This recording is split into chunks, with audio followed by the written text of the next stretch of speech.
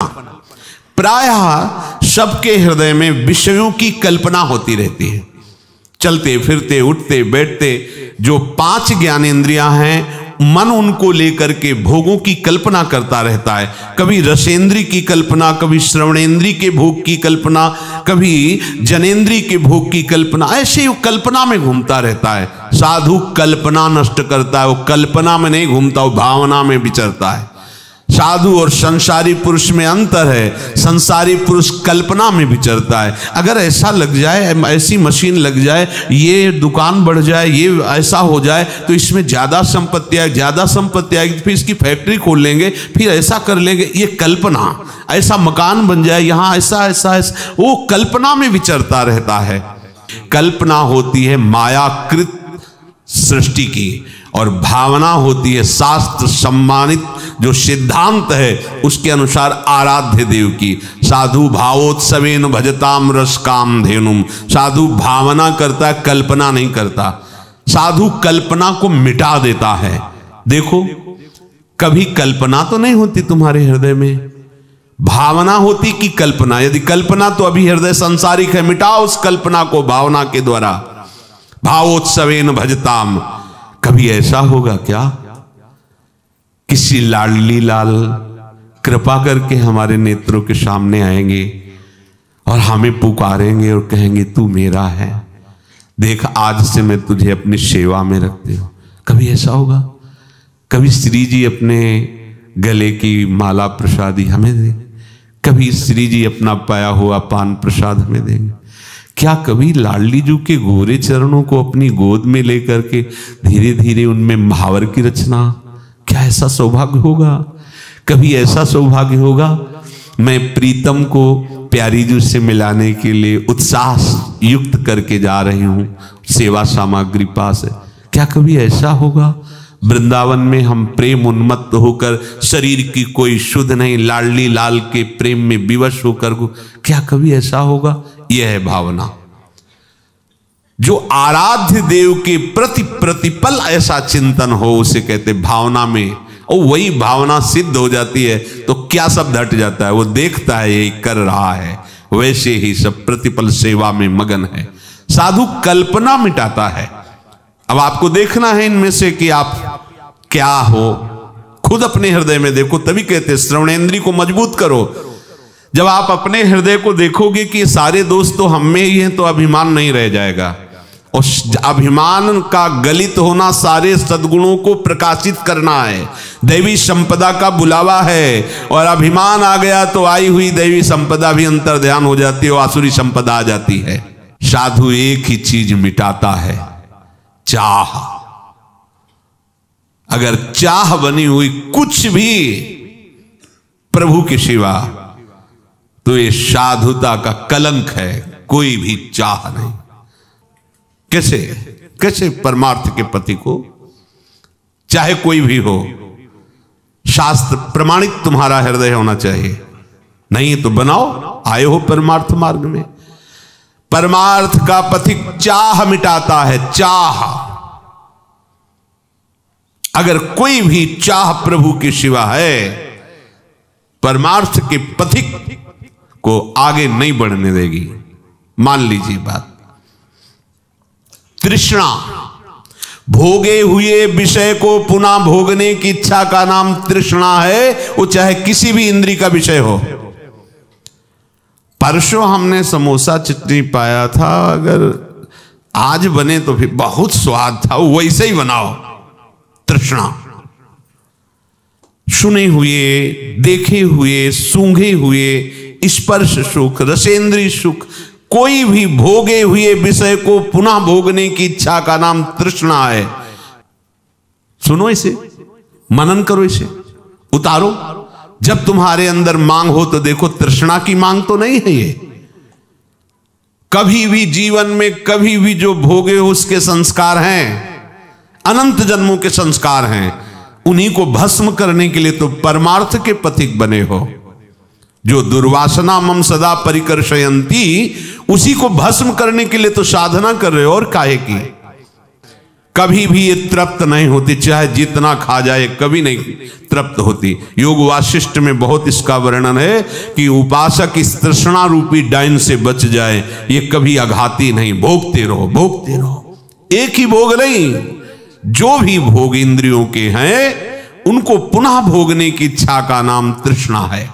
लक्ष्य क्या है? केवल रसेंद्री की तृप्ति के लिए, केवल पांच भौतिक शरीर के आराम सुख के लिए ये मार्ग नहीं है। ये मार्ग तो इसी बात के मिटाने के लिए है, इसी बात के मिटाने के लिए। पर समझ कहां आती है? समझ है ही नहीं। अगर प्रभु की प्राप्ति की बात हो तो कहीं कोई भी किसी तरह की समस्या तुम्हें परास्त नहीं कर सकती। प्रभु सामने है ही नहीं, तुम्हारे लक्ष्य में ही नहीं है, तभी तुमको ये विषय अनुकूलता दिखाई देती है, तभी तुमको ये संसार सत्य लग रहा है। भूल मत करो, बहुत बड़ी भूल है। आशा भोगों की, जीने की, सुख की, मान की, प्रतिष्ठा की, साधु इसे नष्ट करता है, सजाता नहीं है। जब हमारी चाह ही नहीं है इस बात की, तो इसके विपरीत मुझे कुछ मिले तो दुख भी नहीं होगा, क्योंकि हमारी इसकी चाह ही नहीं थी। अगर है भी तो इसे मिटाना है, ये आशा हृदय में नहीं रहनी चाहिए। ना तो जीने की, ना तो किसी भोग सुख की, ना तो मान प्रतिष्ठा की।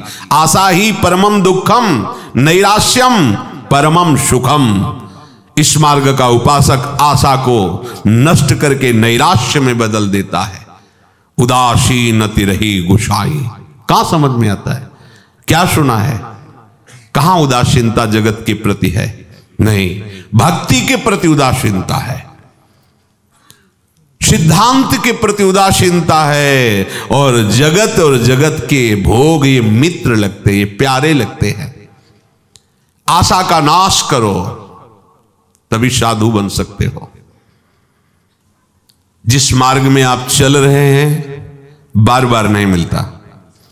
और ये मार्ग ऐसा नहीं है कि आप आराम से मुस्कुराते हुए चले जाओ, नहीं।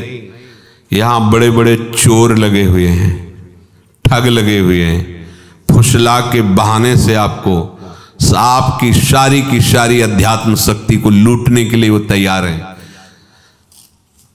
थोड़ी भी अपनी मान्यता और आग्रह आपको परमार्थ में नहीं चलने देगा। मान लो ये परमार्थ खिलवाड़ नहीं है, और बहुत सुंदर खिलवाड़ है। दोनों बातें, जिसने मनमानी आचरण छोड़ दिया, गुरु वचनों पर चलने लगा, उसके लिए खिलवाड़ है परम पद। और जो मनमानी चलता है वो कभी भी इस पर्वत को लांघ नहीं सकता। नाना प्रकार की वासनाओं का इतना बड़ा पर्वत है, आप लांघ तेति दुर्गम शैल विशाला नहीं पार कर सकते। और यदि कृपा पात्र बन गए तो पैर भी ठीक नहीं, फिर भी पार चढ़ जाओगे। यत कृपा तब हम बंदे परमानंद माधवम, वो माधव की कृपा का जो आश्रय ले लेता है, सब बात बन जाती। कृपा पात्र वही होता है जो अपना आग्रह दुराग्रह नहीं रखता, केवल शास्त्र सम्मत मार्ग का अनुसरण करता है। शास्त्र क्या कहते हैं ये हमारी समझ ठीक नहीं बैठती, तो गुरुदेव क्या कहते हैं ये बात हमें समझनी होगी। हमारी श्रवणेंद्र ही कमजोर है, 5-5 वर्ष से सत्संग सुन रहे, कोई फर्क ही नहीं पड़ रहा। क्यों? क्योंकि लक्ष्य ही नहीं है भगवत प्राप्ति। अगर भगवत प्राप्ति लक्ष्य है तो कभी कभी वही आराध्य देव गुरुदेव प्रतिकूलता का स्वांग रचते हैं, तो उस उपासक के हृदय का लक्ष्य जो है वो उसके हृदय में छा जाता है और निर्णय निकलता है कि अब मेरा अस्तित्व क्या है। ये चाहे प्रशंसा करे, माला पहनावे या अपमान करे, निंदा करे, अब मैं बचा ही नहीं, ये अपनी ही प्रशंसा कर रहे हैं, अपनी ही इनका खेल है। अब मेरा अस्तित्व क्या है? मैं ये है। जो भगवत लक्ष्य को दृढ़तापूर्वक स्वीकार करके चलने वाला उपासक, उसकी ये स्थिति होती है, उसको इससे कोई परवाह नहीं होती। पर श्रवणेंद्रिय कच्ची है, सुना ही नहीं अभी तक। ये आश्चर्य की बात। पानी में मीन पियासी मुझे सुन सुनी आवे हांसी। जल में खड़ा है, भी प्यास प्यास रट के मर रहा है। अरे थोड़ा ग्रीवा झुका, देख जल में खड़ा है। थोड़ा अहंकार नीचा कर, अहंकार मिटा, देख अमृत समुद्र वृंदावन धाम में बैठा हुआ है। अब कौन सा तुझे सुख चाहिए? पर जब तक अहंकार है, वृंदावनी इह विधि बशय तज के साबाभिमान, केवल अभिमान शब्द नहीं लिखा, साब विद्यारूप महत्व गुण धन जोबन अभिमान, सठकंटक देखे जहां रहे नो भक्ति निदान। आए किस लिए हो? भगवत प्राप्ति के लिए। अगर नहीं तो समय नष्ट मत करो, एक मार्ग चयन करो, या तो प्रवृत्ति मार्ग या तो निवृत्ति मार्ग। निवृत्ति मार्ग तुम्हें अगर केवल इसलिए लग रहा है कि खान पान विश्राम और सुविधा, तो भूल मत करना, बहुत ही आपको भ्रम में फंसना पड़ेगा। मेहनत करो, अन्य जीवों को सुख पहुंचाने की चेष्टा करो, नाम जप करो, स्वयं खाओ, दूसरों को खवाओ, प्रवृत्ति मार्ग। और घोर शासन युक्त रखकर अपनी इंद्रियों को अपने आराध्य देव के अनुकूल आचरण करते हुए पूरा जीवन व्यतीत कर दो, निवृत्ति मार्ग। बीच में मत रहो। सेवक जी उनको मजरेडो कहते हैं, मजरेडो, ऐसे न वैसे रहे मजरेडो। ये बीच के लोग हैं, ये न घर के होते हैं न घाट के होते हैं। इसलिए बहुत सावधान। हर उपासक अपने लक्ष्य को प्रतिपल सामने रखे। जो लक्ष्य को सामने रखता है उसकी कोई शर्त नहीं होती, वो बिना शर्त का बिका हुआ होता है। ये जितने शर्त वाले हैं ये सब अपने मन में बिके हुए हैं, ये मन के अधीन है, न गुरु के न शास्त्र के। बहुत सावधान। अगर आप शास्त्र सम्मत चलेंगे तो जितने लोकांतर के सुख आपके चरणों में लुटेंगे, जितनी सिद्धियां हो सब आपके सामने हाथ जोड़े खड़ी रहेंगी। ये भगवत मार्ग है। इसके लिए थोड़ी आपको भगवत मार्ग का प्रयोग करना है, ये तो बाधा रूप से आपको घेर लेंगी। इसके लिए हमें आराधना थोड़ी करनी है, ये हमारा लक्ष्य थोड़ी है। सही पूछो तो लक्ष्य को ढकने के लिए आपको घेर लेंगी। और आप प्रभु के दास हैं, अनंत ऐश्वर्यशाली प्रभु आपके स्वामी हैं, तो मृत्यु लोक का ऐश्वर्य क्या चीज है? अरे ब्रह्मा का भी परमेष्ठी पद बहुत हल्का लगता है। जो हरिदास है, ब्रह्मा का भी पद बहुत हल्का लगता है। इन भोगों के लिए वो आराधना का प्रयोग करे, साधु वेश का प्रयोग करे, अपने शास्त्र ज्ञान का प्रयोग करे। ये तो बहुत ही बड़ा ज्ञान है, मान रहा है अपने को ज्ञानी। इसलिए सावधान। यदि तुम कृष्ण के गुणों का गायन करोगे, उनका चिंतन करोगे, मनन करोगे, तो तुम्हें इस लोक में भी और परलोक में सदा सुख ही सुख मिलेगा। तो हमें सुख लक्ष्य करके प्रभु का भजन नहीं करना, लक्ष्य भजन है। ये अपने आप आपको पीछे पीछे डोलते नजर आएंगे। सावधान। आपकी श्रवणेंद्रिय बलवान होनी चाहिए। श्रवण से ही शरणागति होती है और श्रवण से ही शरणागति की पूर्ति भी होती है। यही प्रारंभ है और यही विश्राम है। आपका श्रवण ही कमजोर है, तभी आपका परमार्थ संबंधी स्वेच्छाचार नष्ट नहीं होता। यदि श्रोत्री आप बन जाएं तो ब्रह्मनिष्ठ होने का मार्ग मिल जाएगा, पर श्रोत्री ही नहीं हो पाते। तुम्हारे श्रवण कमजोर हैं। यदि श्रवण ऐसे हो जाए जिनके श्रवण समुद्र समाना, कथा तुम्हारी सुभग सरिनाना, और भरे ही निरंतर पर हो ही न पूरे। रात दिन भगवत नाम, भगवत चर्चा, भगवत चरित्र, भगवत सिद्धांत सुन रहे, पर श्रवणेंद्रिय कभी ये कि अब हो गया बस अब क्या सुनना, ऐसा नहीं।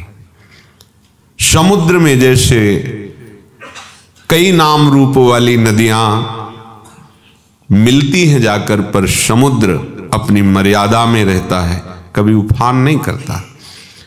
ऐसे प्रेमी की श्रवणेंद्रिय समुद्र है और ये भगवत चर्चा कई तरह की नदियां हैं। कभी प्रभु की रूप माधुरी की चर्चा, कभी गुण माधुरी की, कभी लीला माधुरी की, कभी ऐश्वर्य की, कभी महामहिम प्रताप की चर्चा, कभी सिद्धांत की चर्चा।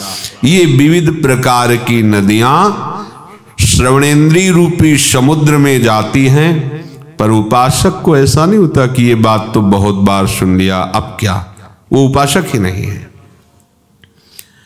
यदि आप सत्संग श्रवण करते हैं तो मुझे लगता है कि अपनी दिनचर्या से अलग कोई स्वाध्याय करने की जरूरत ही नहीं है।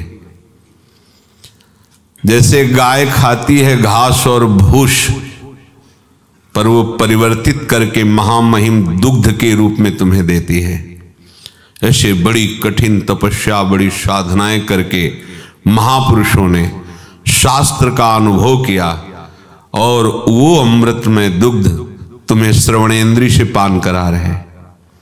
तुम्हें अब घास खाने की जरूरत नहीं है, भूस बटोरने की जरूरत नहीं है।